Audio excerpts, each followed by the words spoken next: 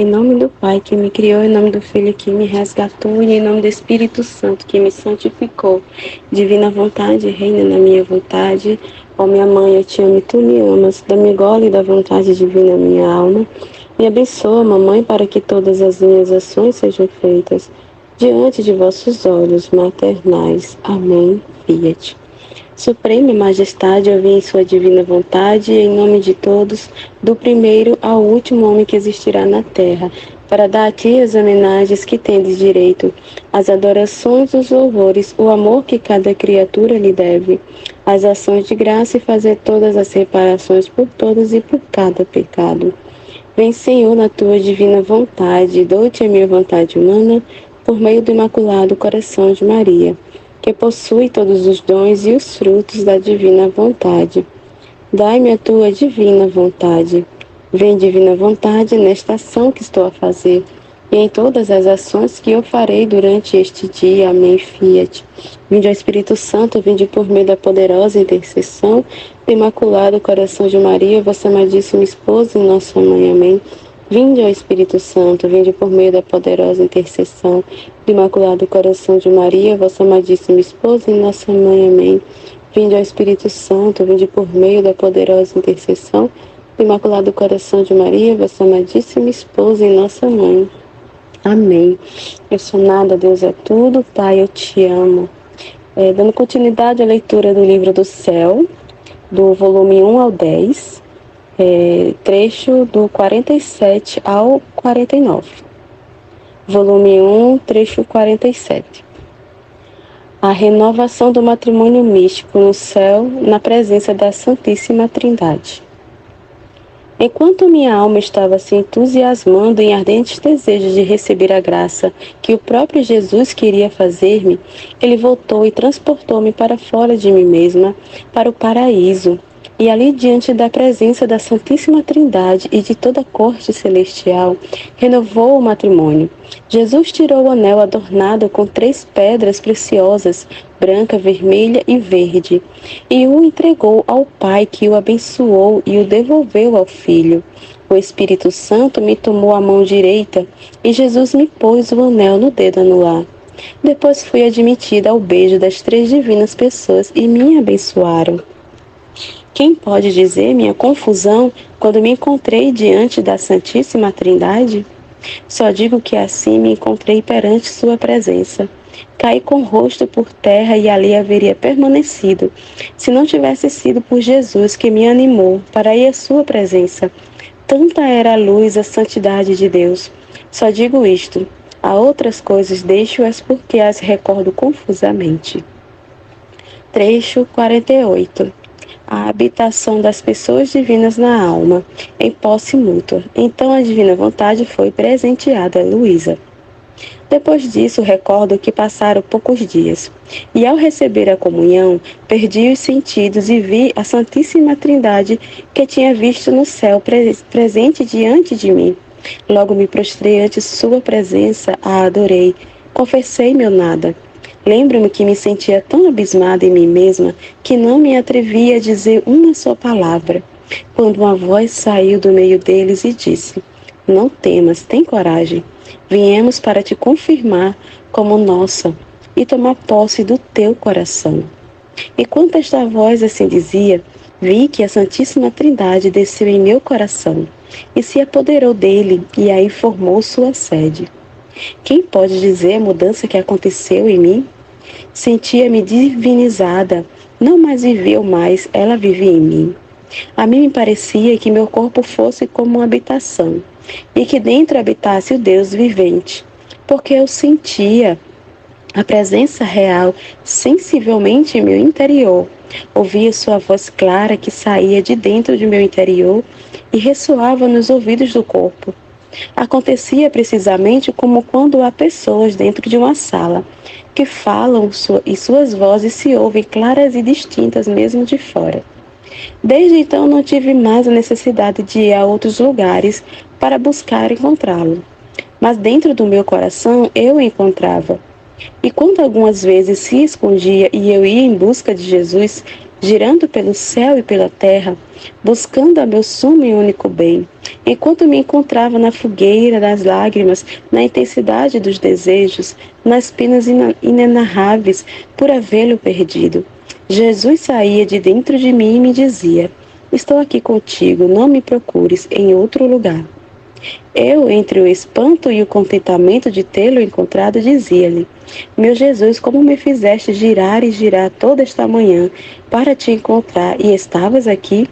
Podias ter me dito para não me ter esforçado tanto, meu doce bem. Minha amada vida, vê como estou cansada, não tenho mais forças, sinto-me desfalecer. Ah, assustei-me entre teus braços, pois me sinto morrer. E Jesus me tomava em seus braços e me fazia repousar. E enquanto repousava, me sentia restituir as forças perdidas. Outras vezes, neste ocultamento que Jesus fazia, e eu que ia em sua busca, se fazia sentir dentro de mim e depois não só saía Jesus, mas as três divinas pessoas. E as encontrava então em forma de três crianças graciosas e sumamente belas, sendo um só corpo e três cabeças diferentes, mas de uma mesma semelhança, as três igualmente atraentes. Quem pode dizer meu contentamento? Especialmente quando vi os três meninos, e que eu os continha aos três entre meus braços. Agora beijava um, agora outro, e eles me beijavam a mim. Agora um se apoiava em um ombro meu e o outro no outro. E um me ficava de frente, e enquanto me deleitava neles, com grande assombro fazia por olhar.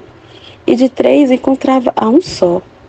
Outra coisa que me maravilhava quando me encontrava com essas três crianças era que uma pesava o mesmo que as três juntas.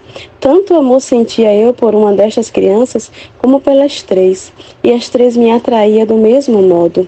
Para terminar minha intervenção sobre estes discursos, tive de deixar passar algumas coisas para seguir o fio da meada, mas agora estou pronta para dizê-las. Trecho 49. Terceiro matrimônio. O matrimônio da cruz. Regressando ao princípio, quando Jesus se dignava vir, frequentemente me falava de sua paixão e punha atenção a dispor minha alma à imitação de sua vida e de suas penas, dizendo-me que além do matrimônio já descrito, ficava outro por fazer, e este era o despulsório da cruz. Lembro-me de me dizer: minha esposa, as virtudes tornam-se fracas, se não forem corroboradas, fortificadas pelo enxerto da cruz. Recordo que dizia: antes de minha vinda à terra, as penas, as confusões, os opróbrios, as calúnias, as dores, a pobreza, as enfermidades, especialmente a cruz, eram consideradas como opróbrios. Mas desde que foram carregados por mim, todos ficaram santificados e divinizados por meu contato, de forma que todos eles mudaram de aparência e se tornaram doces, agradáveis, e a alma que tem o bem de ter algum deles fica honrada. E isto porque recebeu a insígnia de mim, filho de Deus. E só experimentava o contrário quem só vê e se detém na casca da cruz. E encontrando o amargo se desgosta, se lamenta e parece que lhe chegou uma desgraça. Mas quem arrojar-se dentro, encontrando o seu sabor, aí forma sua felicidade. Minha filha amada, não desejo outra coisa que crucificar-te na alma e no corpo.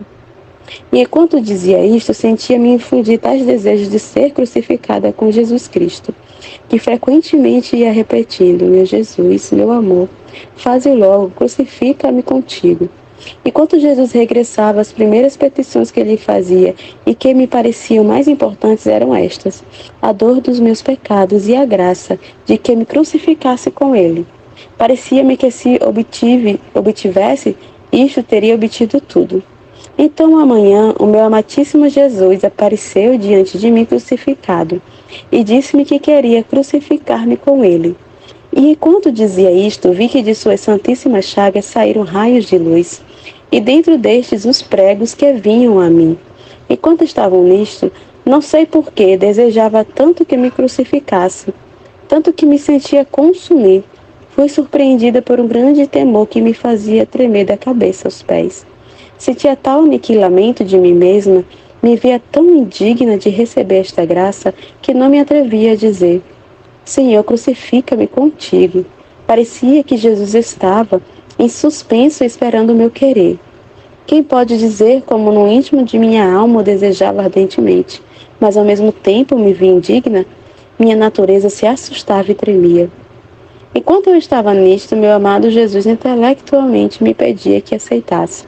Então, com todo o coração, eu lhe disse: Esposo santo, crucificado por mim, peço-te que me concedas a graça de me crucificar e ao mesmo tempo peço-te que não faças aparecer nenhum sinal externo. Sim, dar-me a dor, dar-me as chagas, mas que tudo fique oculto entre nós. E assim aqueles raios de luz, juntamente com os pregos, trespassavam-me as mãos e os pés. E o coração foi trespassado por um raio de luz, juntamente com uma lança. Quem pode dizer a dor e a alegria? Quanto mais depressa fui surpreendida pelo temor, mais tarde a minha alma nadava no mar da paz, da alegria e da dor. Era tanta dor nas mãos, nos pés e no coração que me sentia morrer. Sentia que os ossos das mãos e dos pés se partiam em pequenos pedaços. Sentia como se estivesse um prego dentro, mas ao mesmo tempo me causava tal contentamento que não sei explicar. E me fornecia tal força que, enquanto me sentia morrer pela dor, essas mesmas dores me sustentavam para fazer que não morresse. Na parte externa do corpo nada aparecia, porém sentia as dores corporalmente, tanto é verdade, que quando vinha o confessor para me chamar à obediência, e me soltava os braços e as mãos contraídas, cada vez que me tocava nesse ponto das mãos, onde tinha trespassado o raio de luz junto com o prego, sentia apenas mortais. No entanto, quando o confessor ordenava por obediência que cessassem essas dores, muitas se mitigavam, porque essas dores eram tão fortes que me faziam perder os sentidos. E se não se tivesse atenuado ante a obediência, dificilmente me teria prestado a obedecer. Ó prodígio da santa obediência, o Senhor foi tudo para mim. Quantas vezes me encontrei em contraste com a morte? Tanta era a força das dores e a obediência me restituiu a vida. Seja sempre bendito o Senhor, seja tudo para a sua glória. Agora, enquanto me sentia em mim mesma, nada via. Mas quando perdi os sentidos, via as partes marcadas pelas chagas de Jesus. Parecia-me que as chagas do próprio Jesus se tinham transferido para as minhas mãos. Esta foi a primeira vez que Jesus me crucificou, porque destas crucifixões tinha havido tantas que é impossível enumerá-las todas. Direi somente as coisas principais relacionadas com isto. Volume 2, trecho 47, 18 de julho de 1899. Continua quase sempre o mesmo. Desta vez me parecia que em meu coração estivesse Jesus sacramentado. E desde a hóstia santa espargia tantos raios de luz em meu interior, e a meu coração saiu tantos fios de luz que se entrelaçavam todos esses raios de luz. Parecia-me que Jesus, com seu amor, atraía todo o meu coração. E meu coração, com aqueles fios, atraía e amarrava Jesus a estar comigo. Trecho 48, 22 de julho de 1899. Como a cruz torna a alma transparente. Esta manhã, meu adorável Jesus fazia-se ver como uma cruz de ouro pendurada ao pescoço, toda resplandecente e que ao olhá-la se comprazia imensamente. De repente encontrou-se presente o confessor e Jesus disse-lhe: os sofrimentos dos dias passados aumentaram tanto o resplendor da cruz que, olhando para ela, sinto-me muito feliz. Depois se dirigiu a mim e me disse: a cruz comunica tal resplendor à alma de torná-la transparente, e assim como quando um objeto é transparente, lhe podem dar todas as cores que se queira. Assim a cruz com sua luz dá todas as linhas e formas mais belas que jamais se possam imaginar. Não só pelos outros, mas também pela própria alma que o experimenta. Além disso, em um objeto transparente logo se descobre o pó, as pequenas manchas e até a qualquer escurecimento. Assim é a cruz. Como faz transparecer a alma, logo descobre os pequenos defeitos, as mínimas imperfeições, tanto que não há mãe, mestra, mais hábil que a cruz, para ter a alma preparada para torná-la digna habitação do Deus do céu. Quem pode dizer o que compreendi da cruz e quão invejável é a alma que a possui? Depois disso, me transportou para fora de mim mesma e me encontrei sobre uma escada altíssima, sobre a qual havia um precipício e, por acréscimo, os degraus desta escada eram móveis e tão estreitos que mal se podia apoiar a ponta dos pés. O que mais dava terror era o precipício e o não poder encontrar apoio de nenhum tipo. E querendo agarrar-se dos degraus, estes se caíam junto. Ver que quase todas as outras pessoas infundia calafrio nos ossos. Mas não se podia evitar passar por aquela escada. Então eu tentei, mas assim que subi 2 ou 3 degraus, vendo o grande perigo que corria de cair no abismo, comecei a chamar a Jesus para que viesse em minha ajuda. Então, sem saber como, encontrei a Jesus junto a mim e me disse: minha filha, isto que tu vistes é o caminho que percorrem todos os homens nesta terra. Os degraus móveis são os quais não podem apoiar-se para ter um sustento. São os apoios humanos, as coisas terrenas que se querem apoiar sobre elas. Em vez de lhes dar uma ajuda, dão-lhe um empurrão para precipitarem-se mais cedo no inferno. O meio mais seguro é o caminhar quase voando, sem se apoiar sobre a terra. A força dos próprios braços com os olhos em si mesmos, sem olhar os demais e também tendo-os todos atentos a mim para ter ajuda e força. Assim se poderá facilmente evitar o precipício. Trecho 49, 28 de julho de 1899. A vida humana é um jogo, Jesus também joga. Esta manhã, meu adorável Jesus veio com um aspecto admirável e misterioso. Trazia no pescoço uma corrente que pendia sobre todo o peito. Por um lado se via como um arco, por outro lado da cadeia como aljava cheia de pedras preciosas e de gemas, que eram dos mais belos adornos ao peito do meu doce Jesus, e com uma lança na mão. Enquanto eu estava neste aspecto, disse-me: a vida humana é um jogo. Quem joga o prazer, quem o dinheiro e quem a própria vida, e tantos outros jogos que fazem. Também eu me deleito de jogar com as almas. Mas quais são estes jogos que faço? São as cruzes que envio.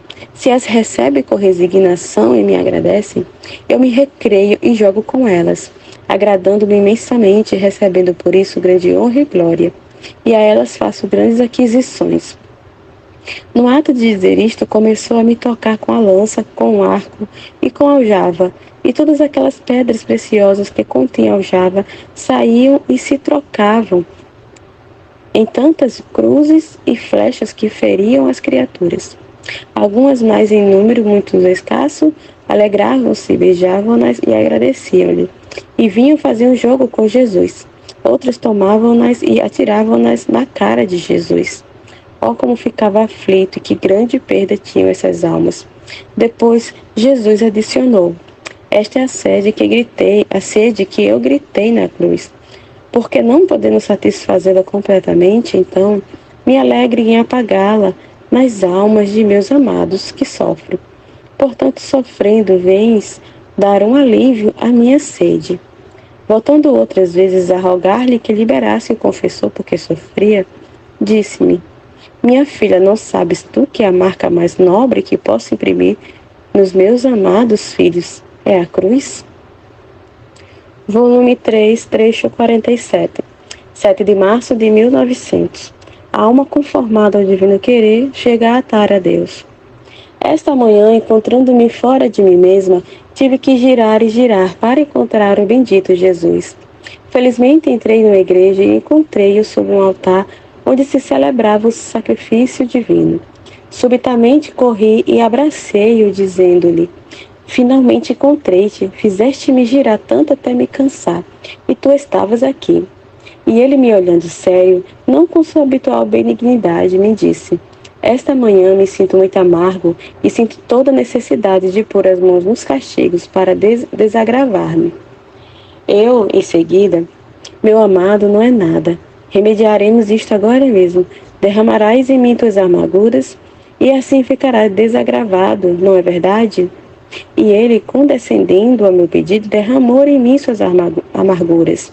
Depois, estreitando-me a ele, como se tivesse se libertado de um grave peso, acrescentou: A alma conformada ao meu querer se sabe infiltrar tanto em minha potência que chega a me atar tudo e a seu gosto me desarma como quer. Ah, tu, quantas vezes me amarras? Enquanto isto dizia, tomou o seu habitual aspecto doce e benigno. Trecho 48, 9 de março de 1900. A graça é como o sol. Encontrando-me um pouco perturbada por uma coisa que não é necessário dizer aqui, minha mente queria andar vagando para certificar-se sobre minha turbação, e assim ficar em paz. Mas o bendito Jesus, querendo contradizer meu querer, impedia-me que eu pudesse ver o que queria. E como eu insistia em querer ver, me disse: por que quer ir vagando? Não sabes tu que quem sai da minha vontade sai da luz e se confina nas trevas? E querendo me distrair do que eu queria, me transportou para fora de mim mesma e, mudando de assunto, acrescentou: olhe um pouco como os homens são ingratos para mim. Assim como a luz do sol enche toda a terra de um ponto a outro, de modo que não há terra que não goze de benefício de sua luz, nem há pessoa que possa lamentar-se de estar privada de suas benéficas influências. Tão é verdade que o sol investido a todo o universo para poder dar luz a todos, toma-o como em sua mão. Só pode lamentar-se de não gozar de sua luz quem, fugindo de sua mão, vai esconder-se em lugares tenebrosos. Porém, o sol, continuando seu caritativo ofício, não deixa de lhe enviar algum raio de luz de entre seus dedos. Assim, a minha graça é uma imagem do sol, que por toda parte inunda as nações, pobres e ricos, ignorantes e doutos, cristãos e infiéis. Nenhum pode dizer que está privado dela, porque a luz da verdade e a influência da minha graça enchem a terra, e mais do que o sol no seu meio-dia.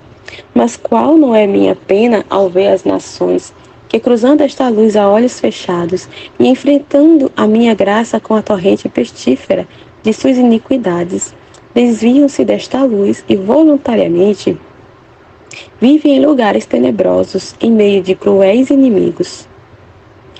Elas estão expostas a 1000 perigos, porque não tendo luz, não podem conhecer claramente se encontram no meio de amigos ou de inimigos, nem fugir dos perigos que os cercam. Ah, se o sol tivesse razão, e os homens lhe pudessem fazer esta afronta à sua luz, e que alguns chegassem a tal ingratidão, que para desprezar e não ver seu resplendor, arrancaria os olhos, e assim ficam mais seguros de viver nas trevas. Aí o sol, em vez de mandar luz, mandaria lamentos e lágrimas de dor, até perturbar toda a natureza. Não obstante o que os homens teriam horror de fazer a luz natural, chego a tal excesso de enfrentar desse modo a minha graça. Mas a minha graça, sempre benigna com eles, no meio das mesmas trevas e da loucura da sua cegueira, manda sempre resplendores de luz, porque a minha graça jamais deixa ninguém, senão que o homem voluntariamente se afasta dela. E a graça, não tendo em si, tenta segui-lo com o fulgor de sua luz. Enquanto dizia isso, o doce Jesus estava extremamente aflito, e eu fazia quanto mais podia para consolá-lo, pedindo-lhe que derramasse em mim suas amarguras. E ele acrescentou: compadece-me, se te sou causa de aflição, porque de vez em quando sinto toda a necessidade de desabafar em palavras, com minhas almas diletas, minha dor sobre a ingratidão dos homens, para mover seus corações e reparar-me em tantos excessos, e a compaixão dos próprios homens. E eu, Senhor, o que eu gostaria que não me impedisse de participar nas tuas penas. E querendo eu dizer mais, desapareceu e eu retornei em mim mesma. Trecho 49, 10 de março de 1900. Efeitos do sofrimento. Esta manhã, tendo recebido a Santa Comunhão, vi o meu amado Jesus como menino, com a lança na mão, em atitude de me querer trespassar o coração. E como tinha dito uma coisa ao confessor, Jesus, querendo repreender-me, disse-me: tu queres afastar o sofrimento, e eu quero que comeces uma nova vida de sofrimentos e de obediência. E enquanto isso dizia, trespassou meu coração com a lança e depois acrescentou: assim como o fogo arde segundo a lenha que se lhe põe, e assim tem maior atividade em queimar e consumir os objetos que se lançam nele. E por quanto maior é o fogo, outro tanto é maior o calor e a luz que contém. Assim o sofrimento e a obediência, quanto maior, tanto mais a alma se torna hábil para destruir o que é material. E a obediência, como a macia cera, lhe dá a forma que quer. Volume 4, trecho 47. 9 de janeiro de 1901. Jesus quer-a unida a ele como um raio ao sol, do qual recebe a vida, o calor e o esplendor. Esta manhã me sentia toda oprimida e esmagada, tanto que estava em busca de alívio. Meu único bem me fez esperar longamente sua vinda, e ao vir me disse: Minha filha, não tomei eu sobre mim, por amor de ti, tuas paixões, misérias e fraquezas? E tu não desejarias tomar sobre ti as dos demais por amor meu? Depois acrescentou: O que quero é que você esteja sempre unida comigo, como um raio de sol que está sempre fixo no centro do sol, e que dele recebe a vida, o calor e o esplendor. Suponhamos que um raio se possa separar do centro do sol, no que se converteria? Assim que saísse, perderia a vida, a luz e o calor, e voltaria às trevas, reduzindo-se a nada. Tal é a alma enquanto está unida comigo. No meu centro, pode-se dizer que é como um raio de sol que vive e recebe luz do sol. Caminha onde quer, em suma, está em tudo à disposição e à vontade do sol. Se depois se distrai de mim, desune-se, fica toda em trevas, fria, e não sente em si aquele impulso supremo de vida divina. Dito isto, desapareceu. Trecho 48. 15 de janeiro de 1901. Jesus diz-lhe que ela é a forma, o seu maior sacrifício.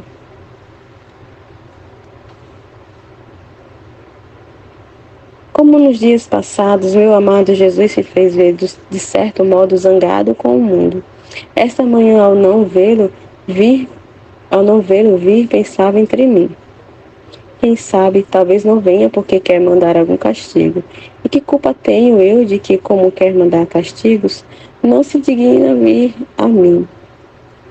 Que coisa bonita, que enquanto quer castigos ou castigar os outros, dar-me a mim o maior dos castigos, que é a sua privação.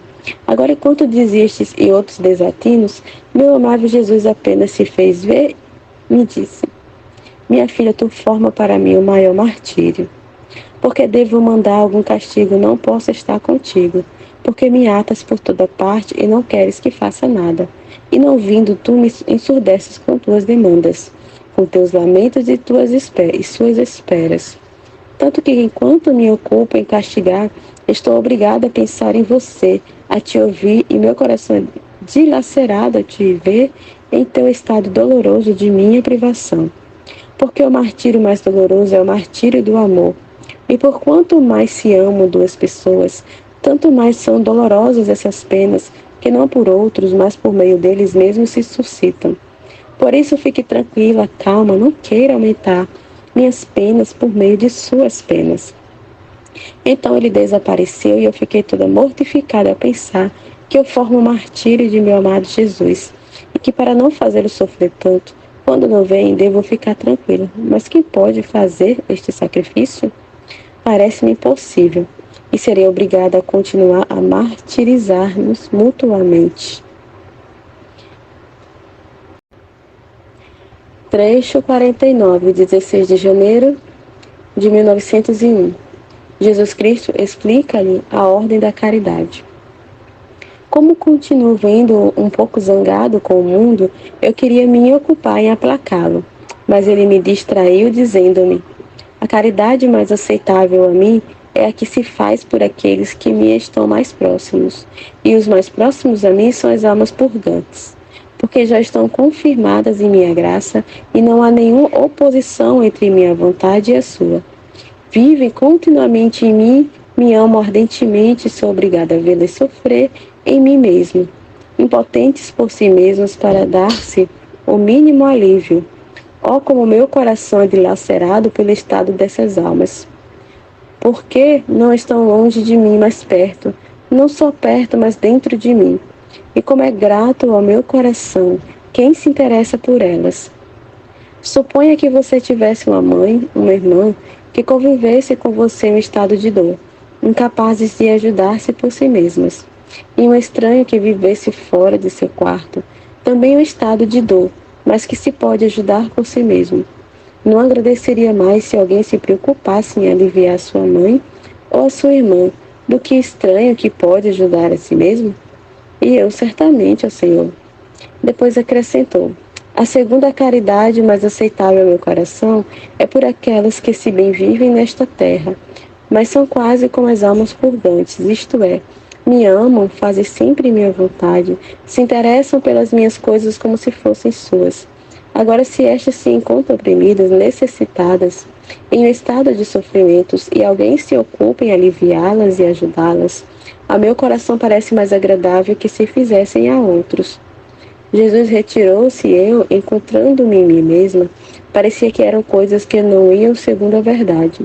Então, ao retornar, meu adorável Jesus me fez entender que isto que me havia dito era segundo a verdade.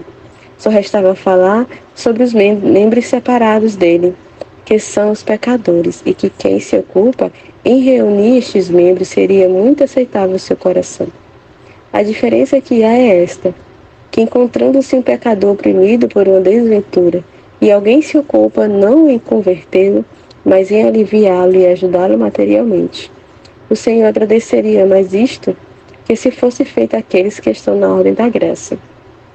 Porque se estes sofrem, é sempre um produto ou do amor de Deus para com eles, ou do amor deles para com Deus. E se os pecadores sofrem, o Senhor vê neles a marca da culpa e de sua obstinada vontade. Parece-me que assim entendi, mas desse juízo a quem tem o direito de me julgar. Se vai ou não, vai segundo a verdade. Volume 6, trecho 47, 20 de junho de 1904. As almas vítimas são filhas da misericórdia.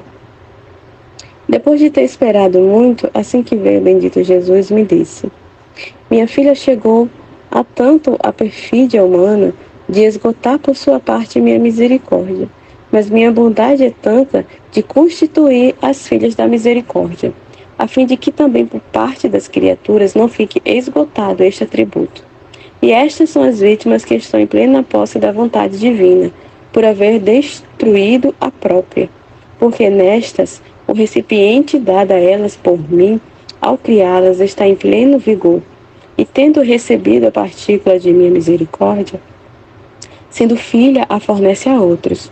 Estende-se, no entanto, que para administrar misericórdia a outros deve ser encontrada ela na justiça. E eu, Senhor, quem pode ser encontrado na justiça? E ele, quem não comete pecados graves, e quem se abstém de cometer pecados veniais ligeiros, por sua própria vontade.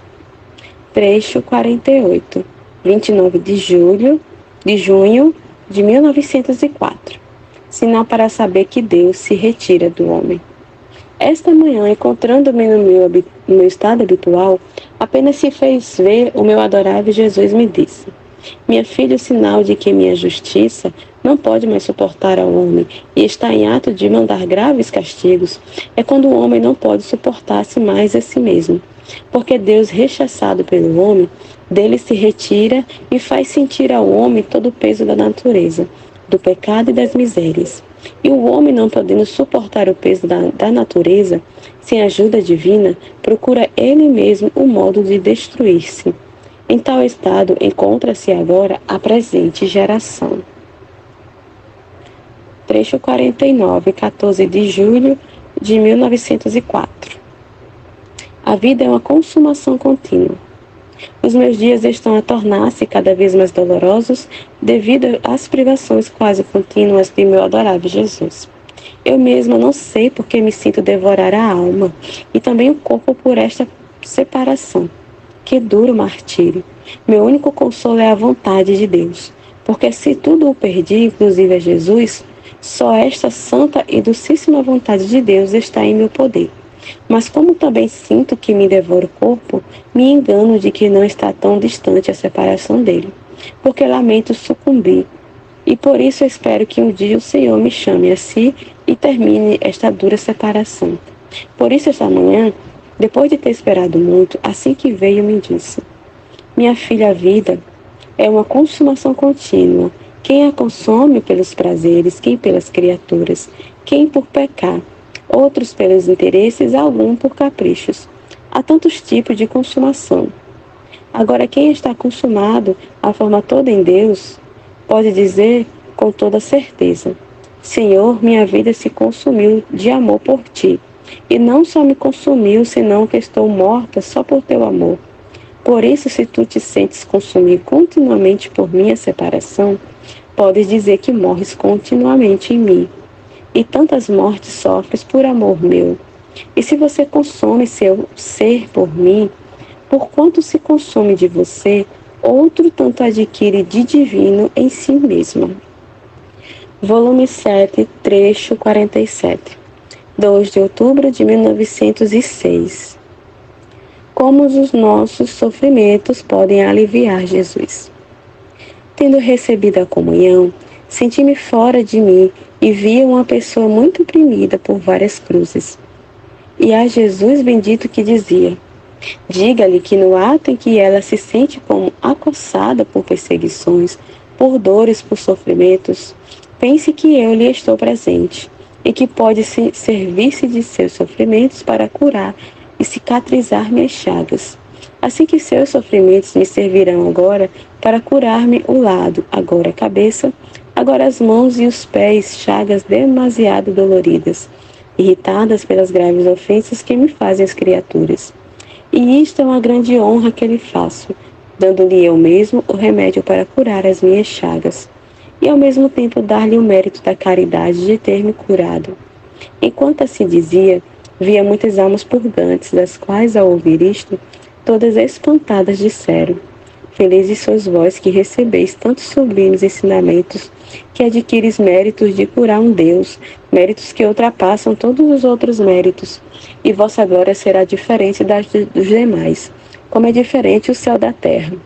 Oh, se nós tivéssemos recebido tais ensinamentos, que nossos sofrimentos poderiam ter servido para curar um Deus, quantas riquezas de méritos teríamos adquirido, e dos quais agora nos vemos privadas? Trecho 48, 3 de outubro de 1906. Jesus fala-lhe da simplicidade. Encontrando-me no meu estado habitual, assim que veio o bendito Jesus me disse: minha filha, a simplicidade enche a alma de graça até difundir-se fora. Assim que se quiser restringir a graça nela, não se pode. Porque assim como o Espírito de Deus, por ser simplíssimo, se difunde por toda parte sem esforço nem fadiga, mas bem naturalmente, assim a alma que possui a virtude da simplicidade difunde a graça em outros sem sequer adverti-lo.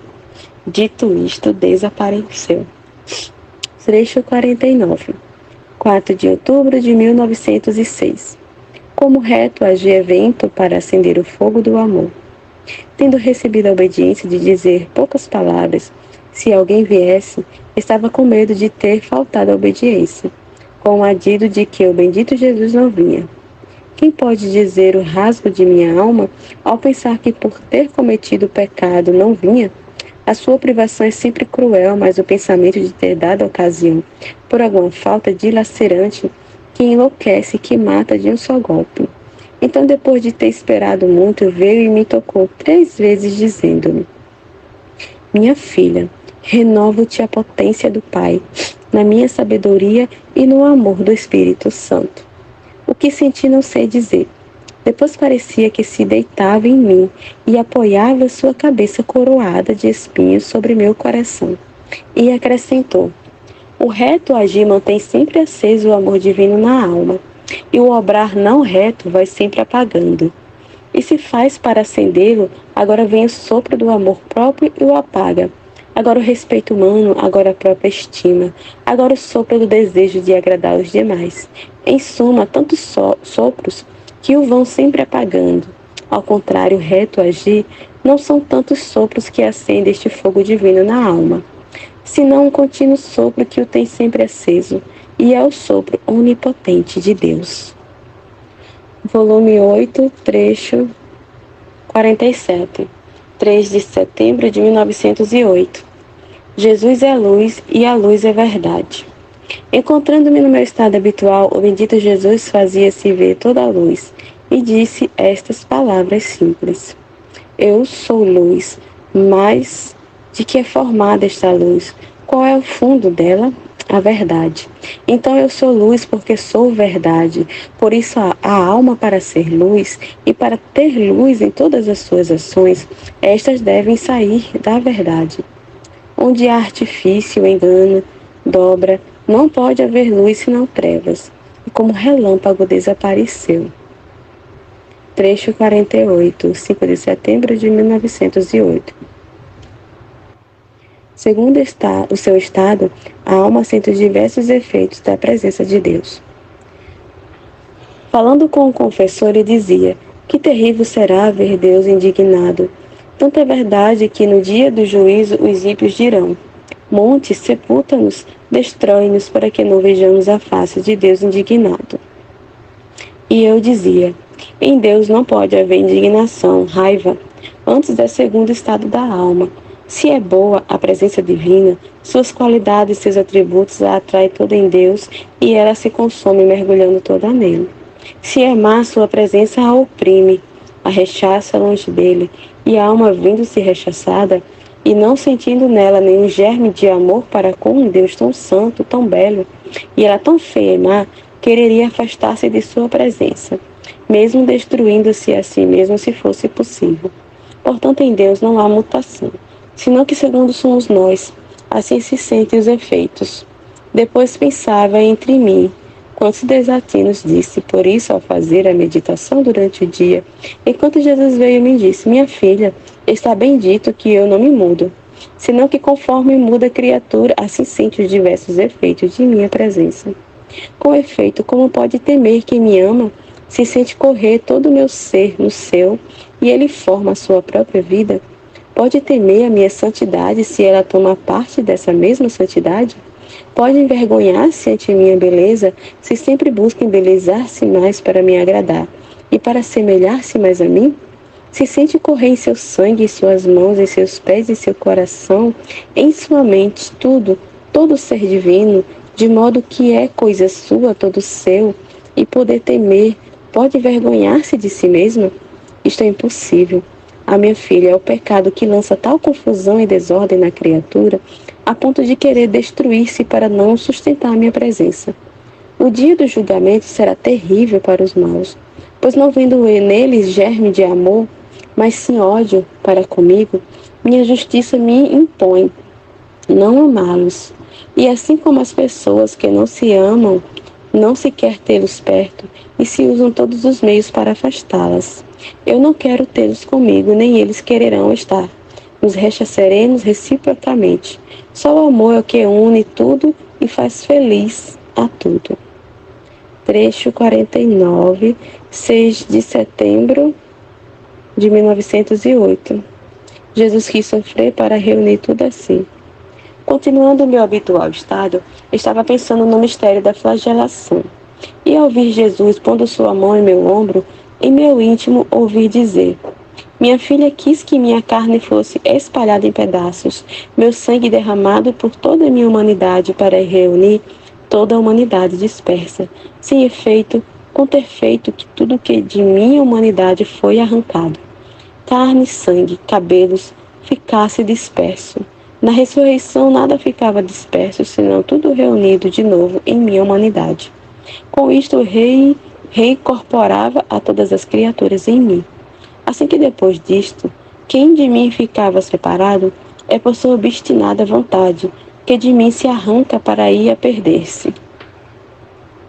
Volume 9, trecho 47, 22 de setembro de 1910. Cada virtude é um céu que a alma adquire. Esta manhã, continuando o meu habitual estado, assim que veio o bendito Jesus me disse: Minha filha, cada virtude é um céu que a alma adquire. Assim, por quantas virtudes se adquirem,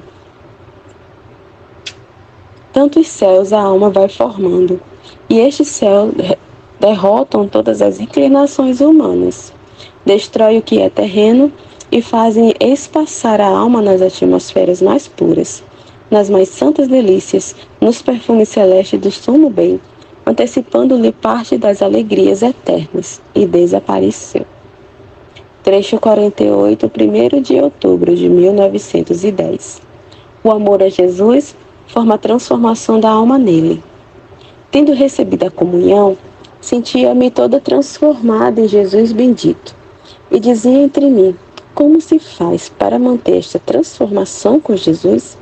E no meu íntimo parecia que Jesus me dizia: minha filha, se queres estar sempre transformada em mim, melhor, sê uma só coisa comigo, ama-me sempre e manterás a transformação comigo. Porque o amor é fogo, e qualquer lenha que se lança no fogo, pequeno ou grande, verde ou seco, todos tomam a forma de fogo e se convertem no mesmo fogo. E depois que estes troncos ficaram queimados, não se discerne mais qual era um tronco e qual era o outro, nem o verde nem o seco. Não se vê outra coisa que fogo. Assim a alma quando não cessa jamais de me amar. O amor é fogo que transforma em Deus, o amor une. As suas chamas investem todas as obras humanas e lhes dá a forma das obras divinas. Trecho 49, 17 de outubro de 1910. Porquanto amor e união com Jesus tem a alma, tanto valor tem os seus sacrifícios. Encontrando-me em meu estado habitual, estava rezando ao meu amoroso Jesus pela feliz passagem ao céu de um sacerdote que há anos foi meu confessor, e dizia: meu amado Jesus, recorda quanto sacrifício fez, quanto zelo teve por tua honra e glória. E além disso, quanto não fez por mim? Quanto ele não sofreu? Neste ponto você deve retribuir, fazendo-o passar diretamente para o céu. E o bendito Jesus me disse: minha filha, eu não olho tanto para os sacrifícios, mas para o amor com o qual se fazem e para a união que tem comigo. Assim, quanto mais a alma está unida comigo, tanto mais aprecio seus sacrifícios. Então, se a alma estiver mais próxima comigo, os mais pequenos sacrifícios tomo-os como grandes, porque na união está o cálculo do amor. E o cálculo do amor é cálculo eterno que não tem termo nem limites. Enquanto que a alma pode sacrificar-se muito, mas se não está unida comigo, eu olho esse sacrifício como de uma pessoa estranha e dou-lhe a recompensa que merece, isto é, limitada. Suponha um pai e um filho que se amam.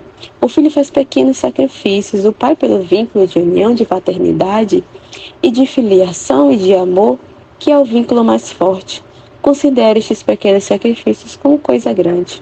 Por ele se sente triunfante, se sente honrado e dá ao filho todas as suas riquezas e dedica para o filho todas as atenções e os seus cuidados. Agora suponha o servo, trabalha toda a jornada, expõe-se o calor ao frio, em tudo ele está sob seu comando. Se necessário, vigia mesmo à noite por conta do patrão. E o que recebe? O mísero pagamento de um dia. De modo que, se não trabalhar todos os dias, estará obrigado a sentir a fome. Tal é a diferença que há entre a alma que possui minha união e a alma que não a possui. Enquanto dizia isto, sentir-me fora de mim mesma, juntamente com o bendito Jesus. E disse de novo: doce amor meu, diz-me onde se encontra esta alma. E Jesus, no purgatório. Mas se você visse em que luz nada, ficaria maravilhada. E eu: dizes que ele está no purgatório, e dizes que nada na luz? E Jesus: sim, encontra-se nadando na luz, porque esta luz a tinha em depósito. E no ato de morrer, esta luz o tem investido e não o deixará jamais. Eu entendia que essa luz eram suas boas obras feitas com pureza de intenção. Volume 10, trecho 47. 11 de janeiro de 1902. O amor que é a correspondência do amor. Tendo recebido a comunhão, meu sempre amável Jesus se fazia ver em todo o meu redor, e eu no meio como dentro de um túnel. Jesus era o túnel e eu o nada que estava no meio deste túnel. Agora, quem pode dizer o que eu experimentei naquele túnel? Sentia-me imensa.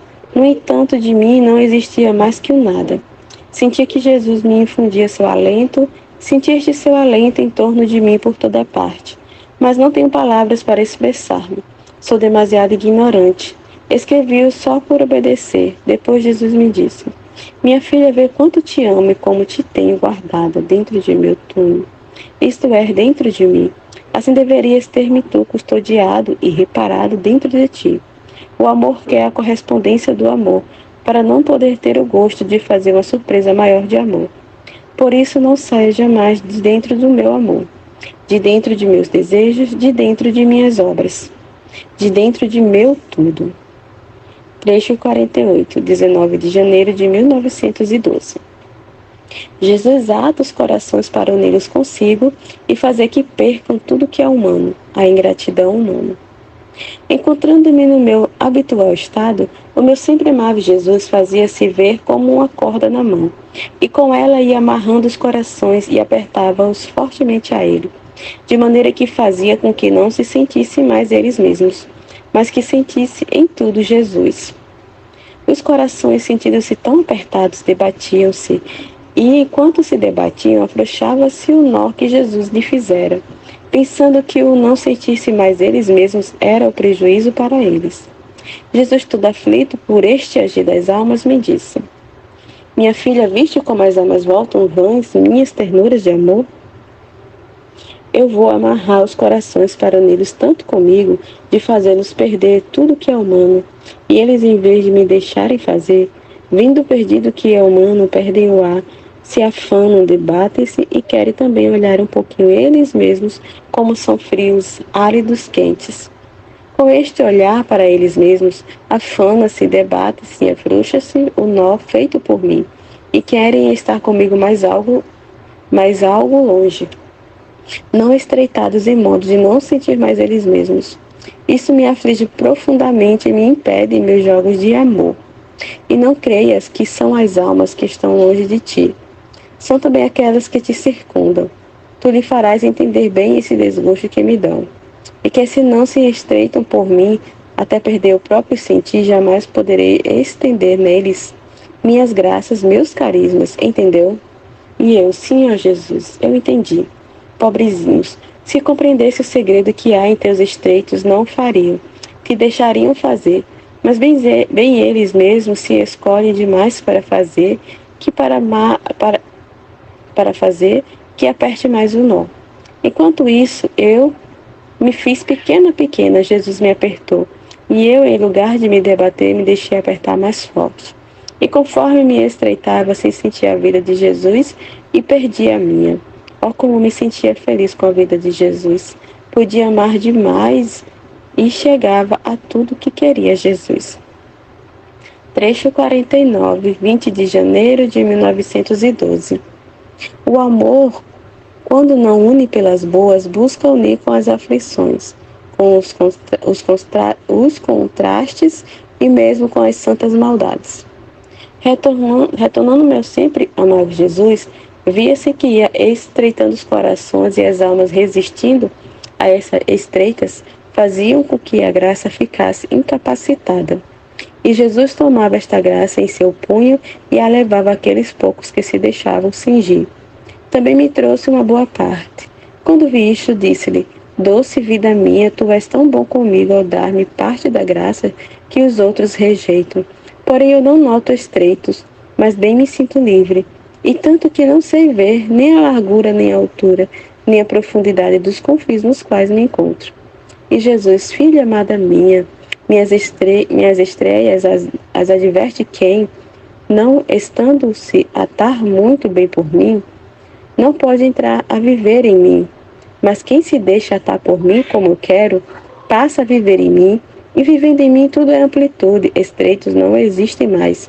A estreiteza dura até que a alma tenha paciência de se deixar estreitar por mim, até desfazer seu ser humano para viver na vida divina. E depois, passando a viver em mim, eu a tenho ao seguro, faço-a espaciar em meus intermináveis confins. Não tenho mais necessidade de usar ataduras, mas bem muitas vezes devo forçá-las para colocá-las um pouco fora, para fazer-lhes ver os males da terra e fazê-las perorar com mais ânsia a salvação de meus filhos, e conseguir-lhe o perdão pelos merecidos castigos. e elas se sentem como sobre espinhos e me forçam, porque querem entrar em mim, lamentando-se de que não é para elas a terra. Quantas vezes não o fiz contigo? Devo ter me mostrado indignado para te fazer estar um pouco em teu lugar. De outra maneira, não terias durado um minuto fora de mim. Meu coração sabe o que sofri ao te ver fora de mim. Agitar-te, afonar-te, chorar, enquanto os outros fazem isto para não se deixar atar. Tu fazias por viver em mim, e quantas vezes não tu mesma te aborrecestes por este meu agir? Não se lembra que também estivemos em controvérsias? E eu, assim, lembro-me, precisamente anteontem estava já por me zangar, porque me puseste fora de ti. Mas como te vi chorar pelos males da terra, chorei junto contigo, e se me passou a raiva, é propriamente o menino. Ó Jesus, mas sabe por que é menino? Por amor. Para dar amor e para ter amor chega diabruras. Não é verdade, Jesus? Depois de uma raiva, de um desgosto, uma aflição que passamos juntos, não nos amamos demais? E ele, certamente. É necessário amar para poder compreender o amor. E o amor, quando não une pelas boas, procura unir com as aflições, com os contrastes e também com as santas maldades. Amém, Fiat.